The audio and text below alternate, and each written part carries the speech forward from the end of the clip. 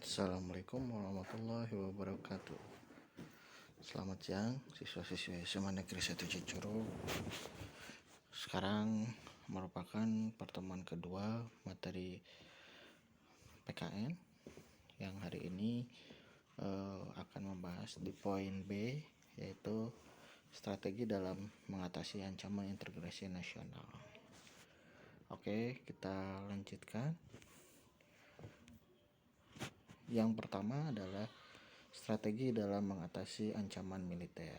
Seperti yang kita ketahui, ancaman militer sangat berbahaya apabila tidak diatasi. Oleh karena itu, harus ditetapkan strategi yang tepat untuk mengatasi ancaman militer tersebut. Seperti yang kalian ketahui bahwa militer kita cukup mumpuni dari segala aspek, dari mulai alutsista, dari SDM-nya cukup banyak, hingga di kita ada beberapa matra yang terdapat di Indonesia, yaitu Angkatan Udara, Angkatan Laut, dan Angkatan Darat. Cukup banyak juga beberapa bagian-bagian di militer kita. Maka dari itu, ancaman yang sangat berbahaya akan tetap dihadang oleh militer kita. Oke, kita lanjut ke sebelum. Berdasarkan Undang-Undang 1945 ayat 30,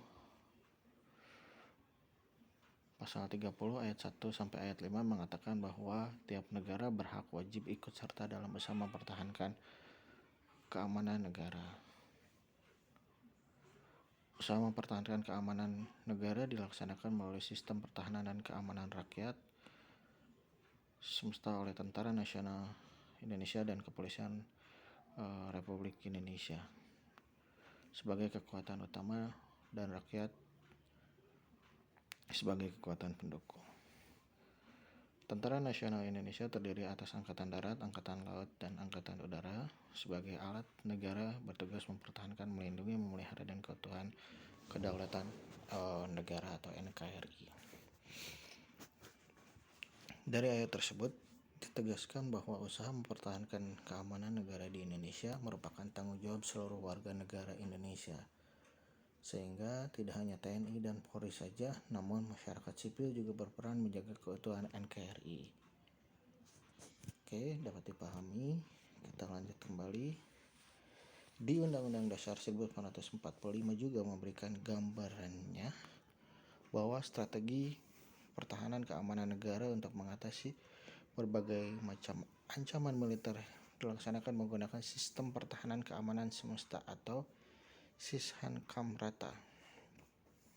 Jadi, Sishankam-Rata merupakan segala upaya menjaga pertahanan dan keamanan negara yang seluruh rakyat dan segenap sumber daya nasional, sarana prasarana, serta seluruh wilayah negara kesatuan yang utuh menyeluruh.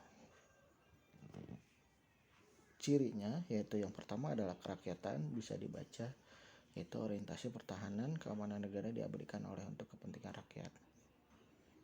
Yang kedua kesemestaan, yaitu seluruh sumber daya nasional digunakan untuk upaya pertahanan. Dan yang terakhir adalah kewilayahan. Seperti yang kita tahu bahwa wilayah kita itu yang paling luas, dan antara pulau satu dengan pulau yang lain itu sangat jauh. Maka dari itu, melihat kondisi geografis di kita merupakan sebagai kepulauan, maka kita harus menjaga NKRI atau menjaga kedaulatan negara Republik Indonesia ini cukup baik. Keterpaduan antara unsur militer diwujudkan dalam antara keterpaduan 3 kekuatan militer, yaitu laut, darat, dan udara, sedangkan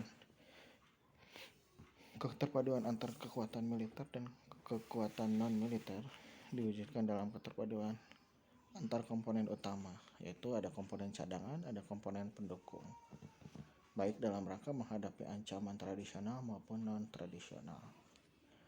Cara mengatasi ancaman tradisional, yang pertama adalah komponen utama disiapkan untuk OMP,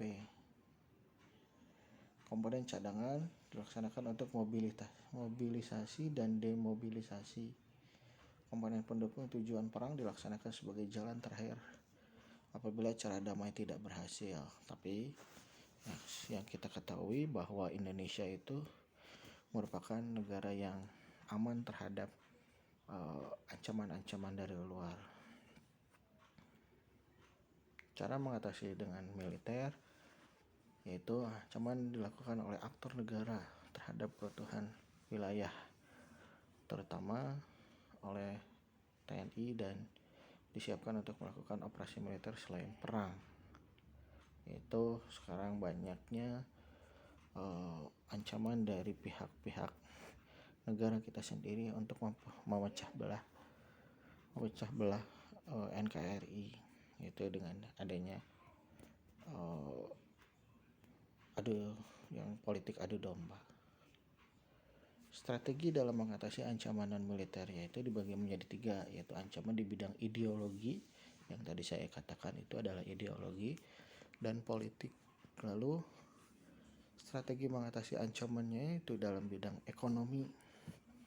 Bidang ekonomi sangat erat kaitan dengan strategi, karena seperti yang kalian ketahui, Indonesia merupakan negara berkembang. Tapi menurut negara-negara yang tergabung ke dalam G7, Indonesia merupakan negara maju karena sumber daya alamnya cukup melimpah dan sumber daya manusianya juga cukup melimpah, maka disebut sebagai negara maju.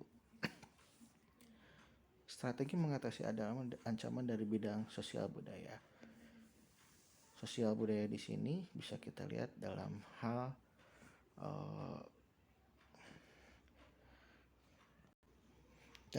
tata krama misalnya, atau gaya berpakaian atau gaya berbicara, karena Indonesia merupakan multikultur atau berbeda-beda budaya tapi satuan, maka mengatasi ancamannya yang ditakutkan adalah ancaman budaya dari luar sana yang merusak budaya asli di Indonesia. Bidang ideologi ada 4, yaitu kebebasan berpendapat. Seperti yang kita ketahui, Indonesia merupakan negara yang bebas berpendapat, yaitu dengan cara demokrasi, dan keterbukaan juga sangat terbuka di Indonesia tanpa ditutup-tutupi. Lalu hak asasi. Berkaitan dengan hal tersebut, Indonesia menganut paham demokrasi yang mampu menumbuhkan pemerintahan yang kuat, mandiri, tahan uji agar mampu mengelola konflik kepentingan, menghancurkan persatuan kesatuan Indonesia. Untuk mencapai itu harus mewujudkan hal-hal berikut. Yang pertama adalah mengembangkan demokrasi politik, mengaktifkan masyarakat sipil dan area politik, mengadakan reformasi lembaga politik, memperkuat kepercayaan rakyat dengan menegakkan pemerintahan berwibawa dan bersih, menegakkan supremasi hukum, lalu memperkuat Indonesia dalam kancah politik internasional. Di bidang ekonomi, kita lanjut saja. Sistem ekonomi dikembangkan memperkuat produksi domestik. Makanya yang ditakutkan oleh negara kita yaitu tingkat konsumerisme masyarakat Indonesia itu ditakutkan adalah membeli produk-produk luar negeri, bukan produk-produk domestik atau produk Indonesia. Yang kedua, pertanian dijadikan prioritas utama. Seperti yang kalian harus ketahui bahwa pertanian kita sudah berubah menjadi industrialisasi. Kalian bisa lihat contoh di beberapa daerah di Kabupaten Sukabumi saja sudah berubah menjadi industrialisasi. Lalu diadakan perekonomian yang berorientasi pada kesejahteraan rakyat.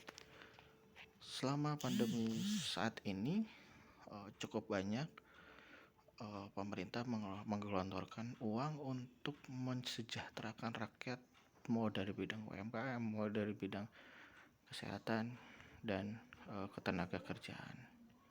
Lalu tidak bergantung pada badan multilateral, IMF, WTO, IDB, dan bank-bank dunia lainnya.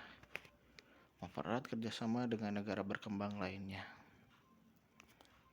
Di bidang sosial budaya, kita lihat ada bangsa Indonesia memiliki fundamental, yaitu keseimbangan antar manusia dengan alam semesta, yaitu masyarakat dengan alamnya, masyarakat dengan masyarakat, lalu masyarakat dengan Tuhannya atau manusia dengan Tuhannya. Keseimbangan, kemajuan lahir kesejahteraan. Batin, kesejahteraan akan perlu keseimbangan dan keserasian melahirkan toleransi sehingga menjadi bangsa yang berbineka dan bertekad untuk selalu hidup bersatu. Apakah ada pertanyaan? Apabila ada pertanyaan, silakan kalian tulis di kolom di bawah ini. Lalu insya Allah nanti jam 3 saya akan memberikan pertanyaan yang akan dikerjakan oleh kalian dalam bentuk LKVD atau lembar kerja peserta didik. Lalu nanti kalian tinggal isi, lalu nanti upload kembali di e-learning SMA Negeri 1 Cicurug. Terima kasih. Semoga kalian tidak puas, maka mencari lagi bahan-bahan lainnya yang berkaitan dengan ancaman terhadap NKRI. Terima kasih atas perhatiannya. Semoga ini bermanfaat bagi kalian, khususnya kelas 11 IPA 1, IPA 2, IPA 3, dan IPA 4. Terima kasih. Selamat mengerjakan tugasnya. Assalamualaikum warahmatullahi wabarakatuh. Tetap jaga kesehatan, tetap jaga protokol kesehatan. Assalamualaikum warahmatullahi wabarakatuh.